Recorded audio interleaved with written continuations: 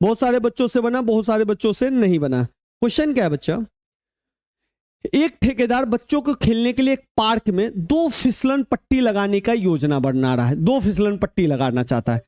एक 5 वर्ष से कम उम्र के बच्चों के लिए वो एक ऐसी फिसलन पट्टी लगाना चाहता है जिसका शीर्ष 1.5 मीटर ऊंचा हो। चलिए भाई, एक फिसलन पट्टी लगाना चाहता है जो 1.5 मीटर ऊंचा हो, मान लेते हैं ये। तो फिसलन पट्टी इस पे से तो नहीं फिसलेगा, ऐसे फिसलेगा, इधर फिसलेगा, ठीक है ना बच्चा। ये मान लीजिए फिसलन पट्टी, ये फिसलन पट्टी है, इस पे से बच्चा फिसलेगा। और ये शीर्ष कितना, 1.5 मीटर, 1.5 मीटर ऊंचा है, ठीक है। और जमीन से कितना कोण बनाता है, 30 डिग्री। तो ये कितना कोण बना रहा है भैया, 30 डिग्री। चलिए ठीक है।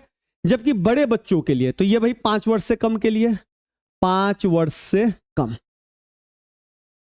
चलिए बाबू, अब क्या है, 5 वर्ष से ज्यादा है तो वो 3 मीटर ऊंचा बनाना चाहता है। तो ले लीजिए ये 3 मीटर, ठीक है। तो ये फिसलन पट्टी ऐसे बनाएगा, ऐसे,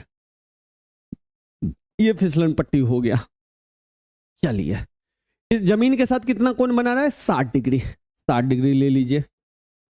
चलिए, तो कह रहा है झुकी हुई एक फिसलन पट्टी लगाना चाहता है। तो एक 1.5 वर्ष के लिए, एक 5 वर्ष से कम बच्चों के लिए, और एक 5 वर्ष से ज्यादा के बच्चों के लिए। इसकी ऊंचाई कितनी है, 1.5 मीटर, और इसकी ऊंचाई कितनी है, 3 मीटर। इसका कोण कितना बना रहा है, 30 डिग्री, और इसमें कोण बन रहा है 60 डिग्री।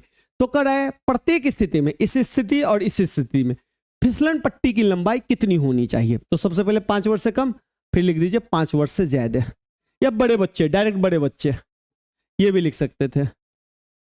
चलिए, अब सबसे पहले इसमें नामकरण करिए, A B C D E F। अब सुनिए बाबू, हमको ये चाहिए, AC भी चाहिए और DF भी चाहिए, दोनों चाहिए। तो हम क्या करेंगे बच्चा, सबसे पहले ये ट्रायंगल ले लेते हैं, ठीक है। ABC ट्रायंगल में ध्यान से देखिए, फिसलन पट्टी का ये जो ऊंचा होगा ये 90 डिग्री होगा, सीधा दीवार खड़ी होगा। तो ये हो गया आपका हाइपोटेनस, और ये क्या हो गया, ये 90 डिग्री न्यून कोण के सामने है, तो ये क्या हो गया, P। तो P है और H निकालना है। तो PH में रिलेशन कहां मिलता है, साइन में। तो सीधे लेंगे साइन। साइन कितना लेंगे, 30 डिग्री। तो साइन P बट्टा H होता है। तो P कौन है, ये AB, और ये कितना है बच्चा, AC। साइन 30 हो गया 1/2। AB कितना है बाबू, AB हो गया 1.5, और AC कितना हो गया बच्चा, H। तो इसको क्रॉस गुना कर लेंगे तो कितना हो गया, H बराबर 3। यानी कि ये जो होगा 3, अरे अरे H क्यों लिख दिया मैंने, चलिए H लिख दिया, H AC लिख देता हूँ, AC ही रहने देता हूँ, ठीक है। तो इसको गुना करूंगा, AC को 1 से AC, और इधर हो गया 3 मीटर।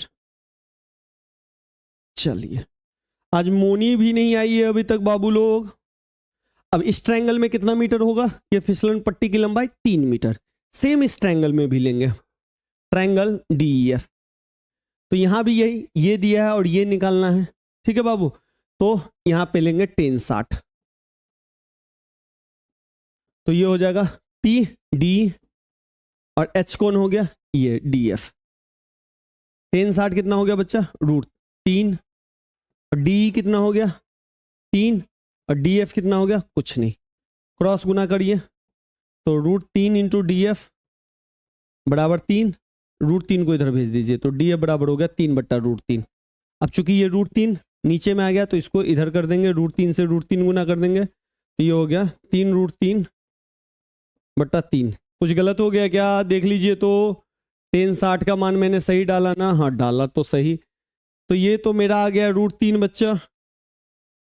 ये कुछ गलत कर दिया मैंने क्या, 3 मीटर ऊंची हो, जमीन से 60 डिग्री का कोण। ओ हो बच्चा, यहां पे मैंने गलत कर दिया। यहां पे मुझे ना साइन 60 चाहिए लेना था ना, अरे यार क्या कर रहा हूं। चलिए, साइन 60 लेना था मुझे, तो साइन 60 हो गया DE बट्टा DF। P और H लेना है ना, मैंने 10 डाल दिया था, DF। सॉरी बाबू लोग, साइन 60 हो गया √3/2, DE हो गया 3, और ये हो गया DF। तो √3 इंटू DF हो गया, और इधर हो गया 6। तो DF बराबर हो गया 6/√3, और जब भी √3 नीचे दिखे प्रमेयीकरण कर दीजिए। तो ये हो गया आपका 6√3/3। तो 3 दूनी 6, तो ये हो गया 2√3। अच्छा बच्चा, जब आपको दशमलव में आंसर हो तो √3 का वैल्यू दे दीजिएगा। √3 का वैल्यू होता है 1.732। √2 का भी वैल्यू याद रखिएगा, 1.414, ठीक है।